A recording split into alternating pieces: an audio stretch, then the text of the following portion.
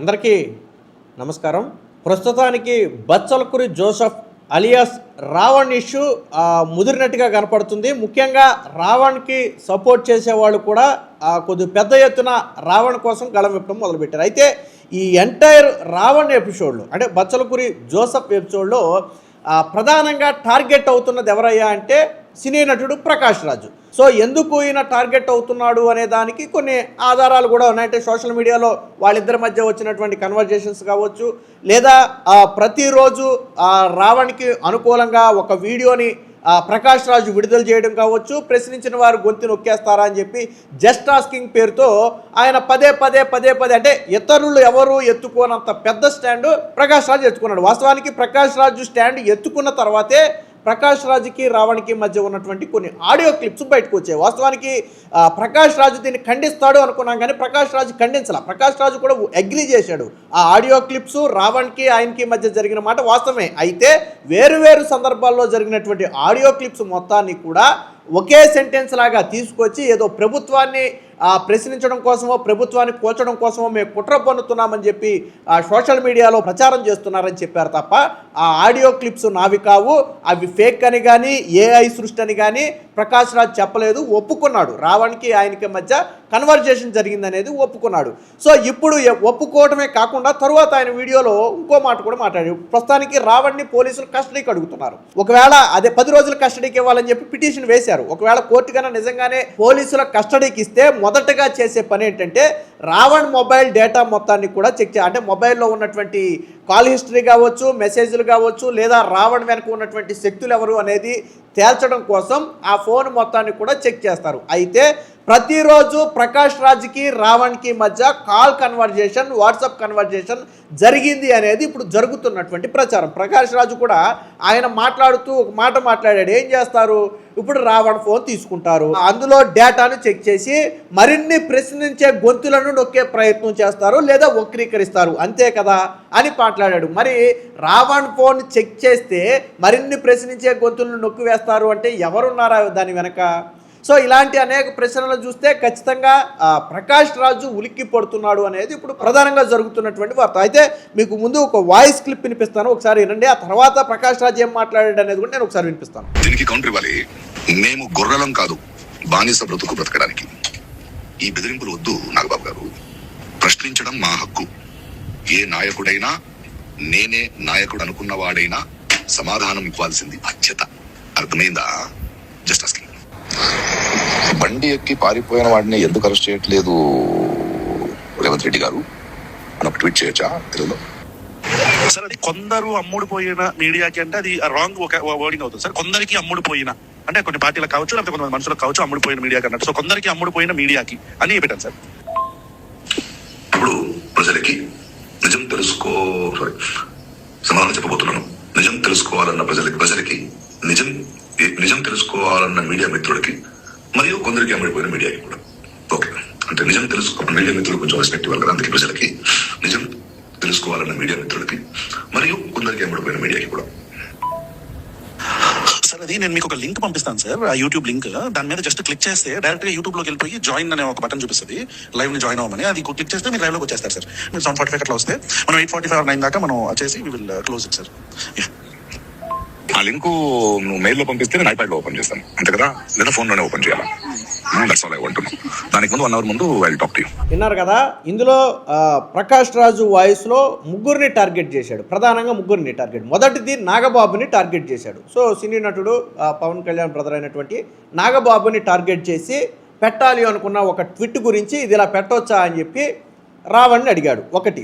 రెండోది, బండి ఎక్కి పారిపోయిన ఆ వ్యక్తిని ఎందుకు అరెస్ట్ చేయలేదంటే తెలంగాణ ప్రభుత్వంలో రేవంత్ రెడ్డిని ప్రశ్నిస్తూ బండి సంజయ్ కుమారుడికి సంబంధించి ఈయన మాట్లాడాడు అనేది ప్రధానంగా. బండి ఎక్కి పారిపోయినంటే బండి సంజయ్ కుమారుడిని ఎందుకు అరెస్ట్ చేయలేదని ఆ సందర్భంలో ఆయన అన్నట్టుగా వేరు సందర్భాలు అయ్యి ఉండవచ్చు. బట్ ఆ బండి సంజయ్ కుమారుడు వివాదం నడిచిన సందర్భంలోది ఒకటి. మూడోది ఏంటంటే మీడియాను టార్గెట్ చేశారు. అమ్ముడుపోయిన నిజాలు తెలుసుకోవాలనే మీడియా మిత్రులకి, అలాగే అమ్ముడుపోయిన కొంతమంది మీడియా సంస్థలకో మీడియా మిత్రులకో ఏదో ఒక ఓటు వాడాడు. సో ఇక్కడ ముగ్గురిని టార్గెట్ చేశాడు ప్రధానంగా. అంటే నాగబాబుని టార్గెట్ చేశాడు, బండి సంజయ్ని తెలంగాణ ప్రభుత్వంలో సీఎం రేవంత్ని టార్గెట్ చేశాడు. మూడోది ఏంటంటే కొన్ని మీడియా సంస్థలను ఆయన టార్గెట్ చేశాడు. ఎవరనేది ఆయన ఏ సందర్భంలో అనుకున్నాడు అనేది మనకు తెలియదు. సో టార్గెట్ చేశాడు.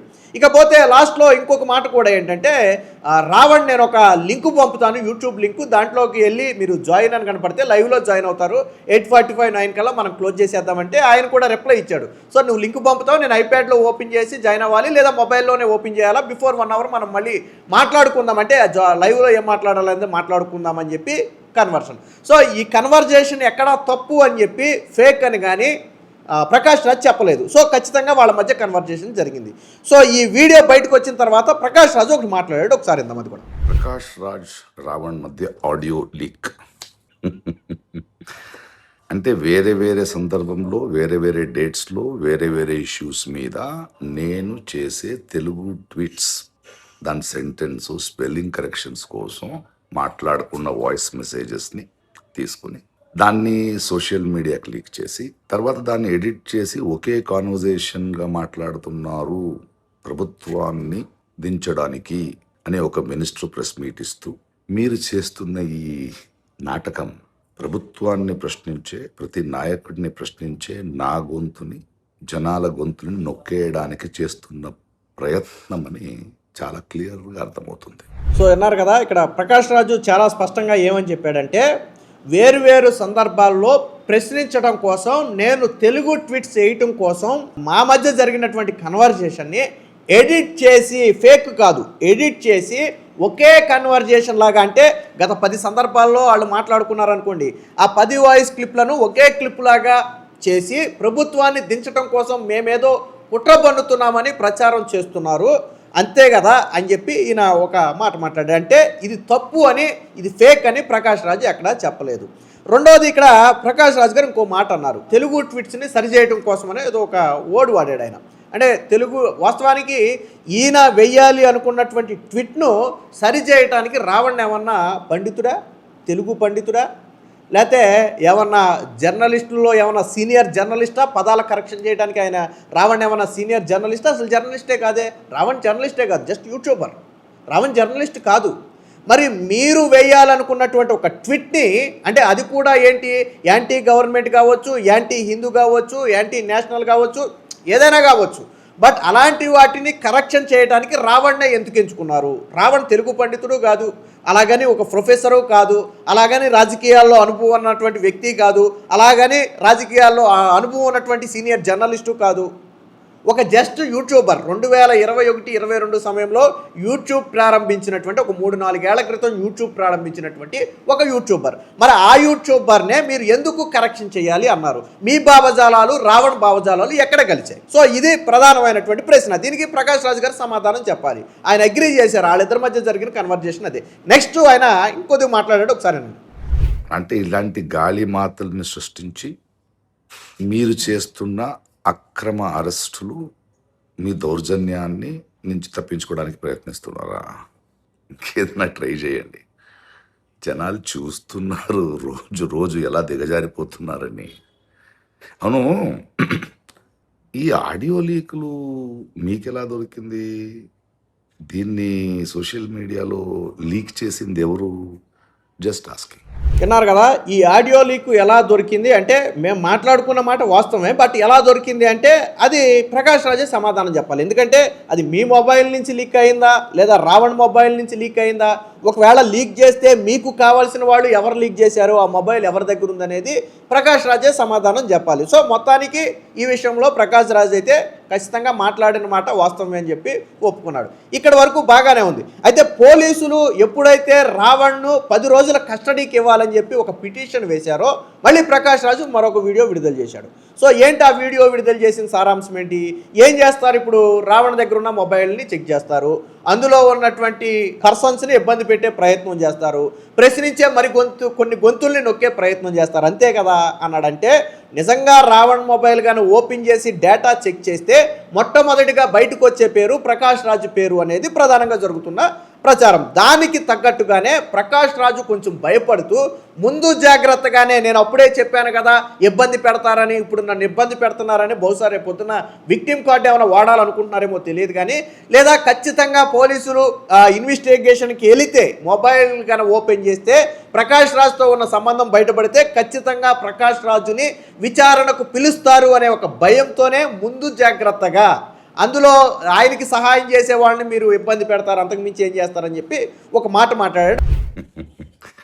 ఏంటో వరుసగా తప్పుడు కేసులు పెట్టి 4 సార్లు కోర్టు బెయిలిస్తే యూఏపీఏ వాడి ఒక యూట్యూబర్ని రిమాండ్లోకి పంపిస్తారా అంటే యువరాజుని ప్రశ్నిస్తే దేశద్రోహం.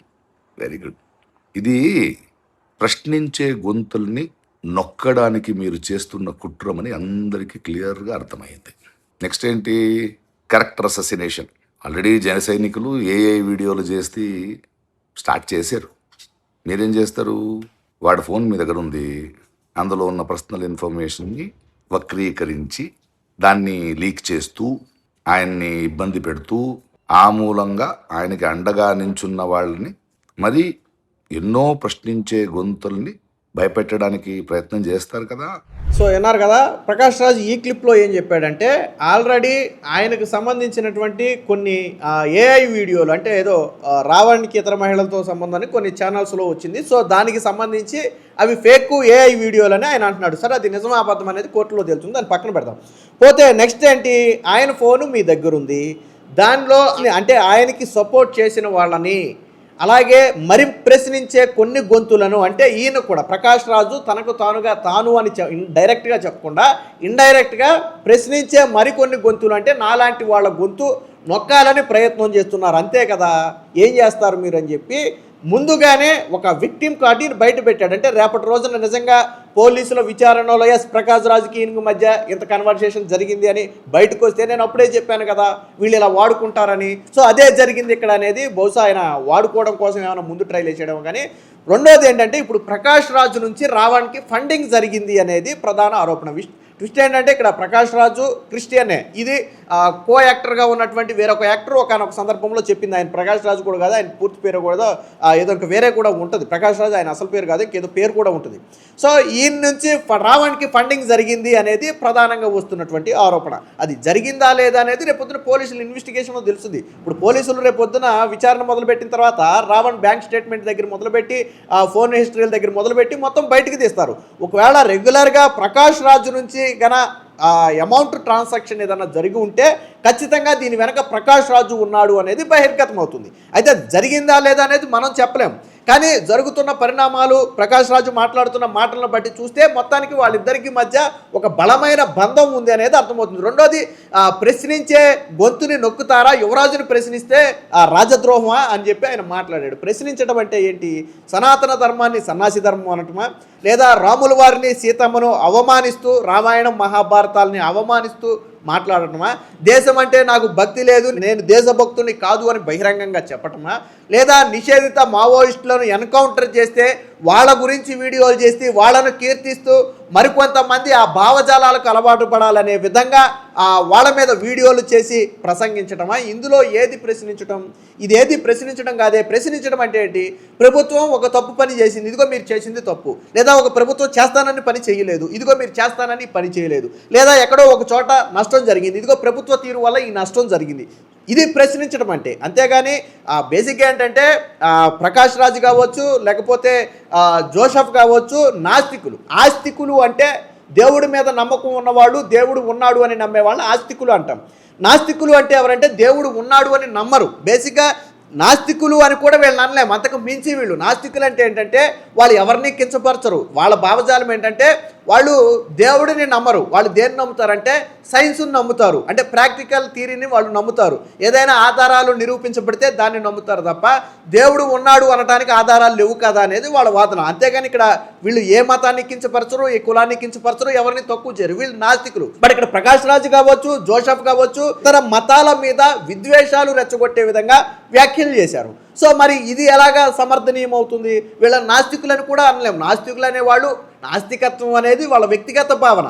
దేవుడిని నమ్మాలా నమ్మకూడదు. ఇప్పుడు ఆ భారత రాజ్యాంగం ప్రకారం దేవుడిని నమ్మటం ఎంత మన ఇష్టమో దేవుడిని నమ్మకుండా ఉండటం కూడా వాళ్ళ ఇష్టమే. అది వాళ్ళ స్వేచ్ఛ. అది ఒక వ్యక్తి నమ్మొచ్చు, నమ్మకపోవచ్చు, తనకు నచ్చిన దేవుడిని పూజించుకోవచ్చు. సో అది స్వేచ్ఛలో భాగం. వాస్తవానికి ఈ జోసెఫ్ అనే వ్యక్తి దీనికి ఇంకో స్టోరీ ఉంది, తర్వాత ఇంకో వీడియో చేద్దాం. అసలు జోసెఫ్ ఎలా వచ్చాడు దీనిలోకి, ఫస్ట్ ఎలా ఉండేవాడు, తర్వాత ఎలా వచ్చాడు, జోసెఫ్తో మొదట చేతులు కలిపిన వాళ్ళందరూ తర్వాత ఎందుకు బయటికి వెళ్ళిపోయారనటానికి ఒక స్పెషల్ స్టోరీ ఉంది. దాని మీద తర్వాత వీడియో చేద్దాం. మొత్తంగా ప్రకాష్ రాజు మెడకు ఉచ్చు బిగుస్తుంది. రేపటి రోజున ఆ రావణ్ని ఇంట్రాగేషన్కి ఇచ్చి ఆ ఫోన్ డేటా కానీ బయటకు తీస్తే మొదటగా దొరికేది ప్రకాష్ రాజే. వాళ్ళిద్దరి మధ్య జరిగినటువంటి మనీ ట్రాన్సాక్షన్స్ కావచ్చు, చాట్ కావచ్చు, వాయిస్ కన్వర్జేషన్ కావచ్చు, వాయిస్ కాల్స్ కావచ్చు, ఇవన్నీ కూడా బయటకు వస్తే ప్రకాష్ రాజు ఇబ్బంది పడతానని తెలిసి ముందుగానే ఆ ప్రజలకు హింట్ ఇస్తున్నాడు అనేది జరుగుతున్నటువంటి ప్రచారం.